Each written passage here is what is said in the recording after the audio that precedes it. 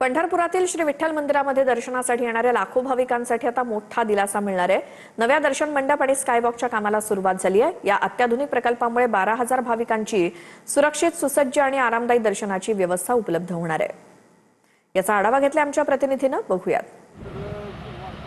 पंढरपुरात कॉरिडॉरला शिखर समितीची अंतिम मंजुरी मिळाल्यानंतर मंदिर समितीच्या विकास कामांना वेग आल्याचं आपल्याला पाहायला मिळत आहे।